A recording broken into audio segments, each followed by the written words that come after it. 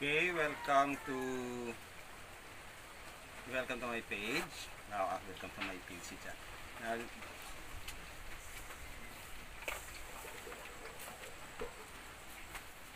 okay. Check. Okay na. Okay. Now, today we will be dividing this Sarracenia Scarlet Bell. So, ito siya. Kailangan na nating i-divide kasi medyo masikip na siya sa kanyang masitera. Anong masitera, Che? Sa Tagalog, Che? Masitera. So, first thing, we have to prepare the soil mix or the media. So, ito. Yung media niya, makikita natin. It's already mixed with perlite, some sand, some cocoa fiber, and cocoa peat. So, equal parts ito. We have to mix it together. O, yan. Mix natin siya. So, ilagay natin dito sa malaking mixing pot. Okay. And to mix it all together, ito, tingnan nyo. So, naglalagay tayo ng tawag sino?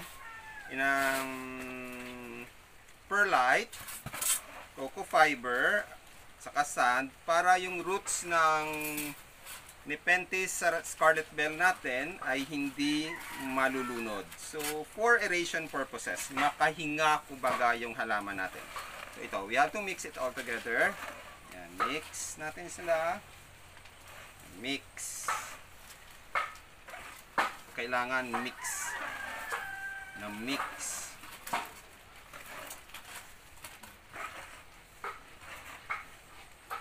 So while mixing, I would like to thank Benjo Ligalig for this shirt.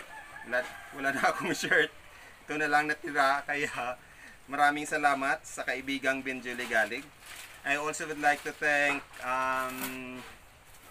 si sinunggan ng Mega kung taga Cadiz. Jomarido Gayo. Hi Joms. Salamat sa perfect skin. Oh, walang makeup yan. Pero maganda. Dahil sa perfect skin. Oh, sige. Yan, mix na siya. And we have also our pot. Now, for the pot, make sure that it's much bigger than this. But this is only for temporary use. So, because this video actually will just present to you how you will split and repot your Sarracenia Scarlet Bell.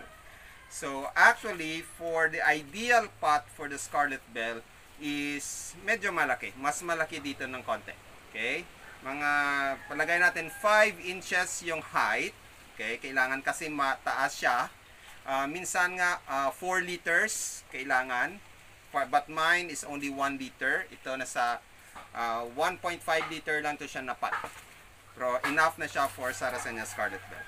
Okay? Now, this is one I'm using for commercial purposes only.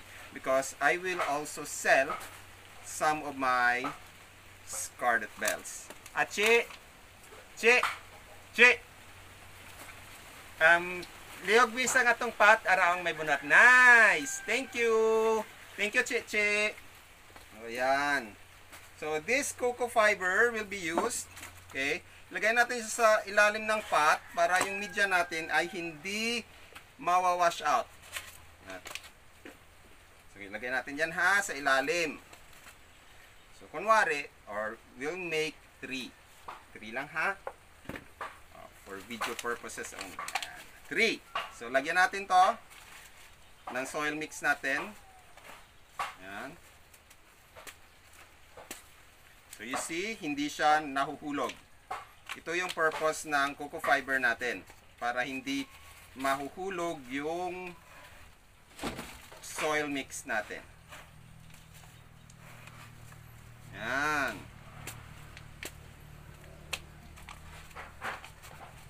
Kung may sphagnum moss kayo, you can also use sphagnum moss. Okay? Equal parts with perlite. I'm using cocoa peat because it's much cheaper at marami tayong pagkukunan compare sa sphagnum moss. Okay? Yung peat moss, the same rin siya sa mixture nitong cocoa peat natin. Okay. Now, it's time for us to uproot this Scarlet Bell. Marami siyang water sa loob. tanggalin. Don't be afraid. Huwag matakot. Maghiwa-hiwalay sa kanila. Normal lang yan. Pag may minamahal, may masasaktan. Charot lang. Okay. Now, let's try to remove some of the old potting media to expose these rhizomes. So, hanapin mo yung rhizome sa gitna. And then, with all your force, you split it up. Huwag kayong matakot. Just split it up. Ayan, tingnan nyo. Split ng isa. See? Ayan, yung rhizome niya. Kita nyo? Then, again, splits more of it. One. So, you can also split this one. Now, use your judgment, okay, for splitting your Sarracenia. Hanapin nyo yung may pinakamaraming ugat, and then you split that rhizome. When the rhizome is too young, okay, don't try to separate it sa mas matandang rhizome. Ayan, meron na tayong dalawa. This one, nakita nyo to? Medyo maliit siya. Ito, medyo maliit silang dalawa. So, I would suggest not to separate these two. Again, ito na naman.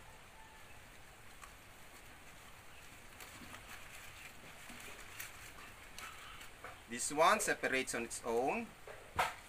Meron tayong maliit. Ito isang malaki.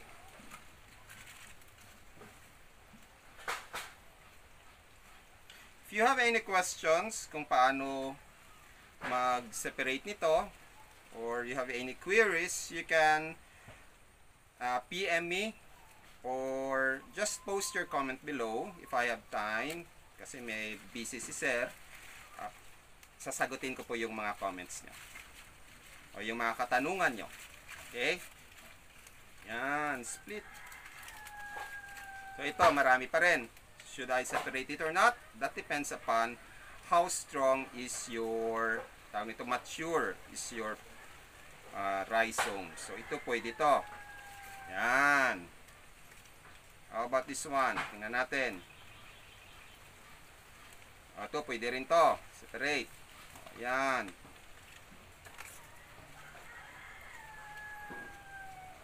Ito, tingnan natin ha. See? Yan. Ito rin. Yan. Okay. And this one is the one big mother plant. Ibabalik natin siya sa kanyang original pot. Okay. Now, time to repot. Now, question. Anong gagawin natin sa old media? Tatapon na ba natin to? You can recycle it. Pwede nating gamitin ulit. Mix natin ulit siya. Okay.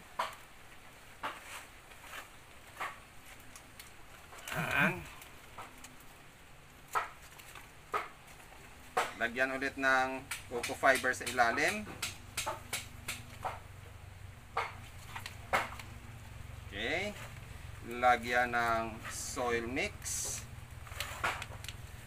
Media specific for Sarracenia. Actually, bawat halaman meron ideal na soil mix. For Nepenthes, iba rin yun. Okay, sa Sanjuco, iba, kahit saan lang naman sila. For my Venus flytrap, the same sila nito. And for my Pingicola, iba rin yung soil mix nila. Okay? Sige, i-pot natin. Now, paano mag-pot? So, i-remove muna natin itong mga leaves na parang matatanda na. Okay. So, let's cut it. Huwag kayong matakot mag-cut ha. You have to remove all those old leaves nila. Ayan, naiwan, dalawa na lang. Okay. Sige. Now remember, when you repot your Sarracenia, make sure that the root system, okay, goes down to your in your pot. At huwag nyo pong ibaon yung rhizome nila. Okay? The rhizome of this plant, dapat half lang yung nakabaon. Half lang siyang nakabaon. Huwag siyang ibaon sa ilalim ng soil media.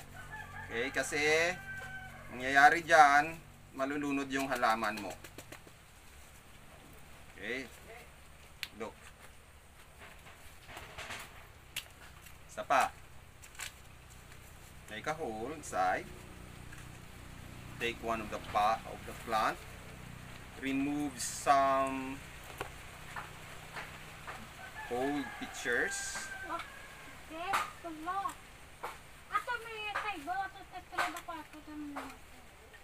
Okay.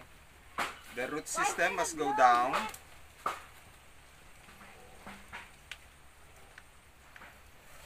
Bury the rhizome, half lang ng rhizome sa media nyo. Press it gently, huwag masyadong i-press para may makahinga yung halaman nyo.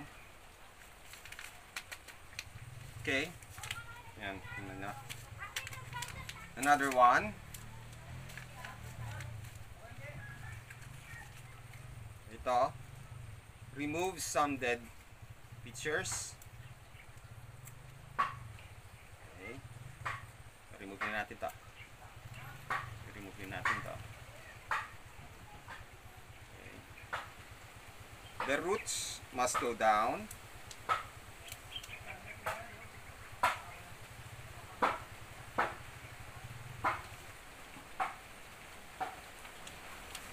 Bury the rhizome. Kalahati lang, only half of the rhizome under your media. So ayan, now we have 3 pots of newly replanted scarlet bell. The rest I will replant na lang, okay, because mahahaba at haba yung video natin. Now question, kailangan ba nating ilagay ito direct sun? Of course not, they're new. New replanted, huwag natin munang ilagay direct sun. Partially shaded muna for about a week or 2 para hindi masusunog yung halaman nyo. Okay? They're stress sila ngayon. So, huwag natin silang stress pa too much under the sun. Okay? Now, water. Ilalagay ba natin sila sa ilalim ng sa water tray? Actually, sa experience ko, after replanting, hindi ko muna sila nilalagay sa water tray. I let them stay and water lang sa kanila daily sa table. Okay, so daily ko silang tinutubigan ang wino-water diyan at after a week nilalagay ko na sila sa ating tawag nito water tray. So ayan.